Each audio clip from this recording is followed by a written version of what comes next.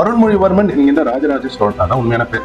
ராஜராஜ சோழன் அப்படிங்கிறது இந்த பட்ட பெயர் கொடுப்பாங்க. எதற்காக அப்படின்னா அவங்க வந்து மன்னர்களா பதவி இருக்கிறப்ப இங்க இருக்கிறவங்க இந்த பார்ப்பனர்கள் என்ன பண்ணுவாங்கன்னா ஒரு அபிஷேக பெயராக ராஜராஜ சோழன் அப்படின்னு வைக்கிறது தான். இந்த அருள்மொழிவர்மன் என்கிற ராஜராஜ சோழன் தமிழ் மொழிக்காக என்ன பண்ணாரு அர்ஜுன், அவரோட ஆட்சியில திருக்குறளே இல்லை அப்படின்னு சொல்றாங்களே, அதை திட்டமிட்டு வடிகட்டிய போய் ஏன் அப்படின்னா இல்லாரை எல்லோரும் எல்லுவர் செல்வரை எல்லோரும் செய்வர் சிறப்பு அப்படின்றது திருக்குறள். இதற்கு பொருள் என்ன அப்படின்னா யாருக்கிட்டையும் பணம் இல்லை அப்படின்னா அவனை யாருமே மதிக்க மாட்டாங்க.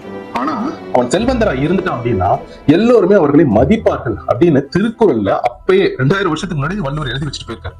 அப்ப தமிழர்கள் வணிகம் செஞ்சு இந்த உலகத்தை கட்டி ஆண்டப்ப செல்வம் சேர்க்கிறது அப்படின்றது அவங்களுக்கு இன்றியமையாத ஒன்றாக இருக்கு. இந்த திருக்குறள் சிறப்பு என்ன தெரியுமா?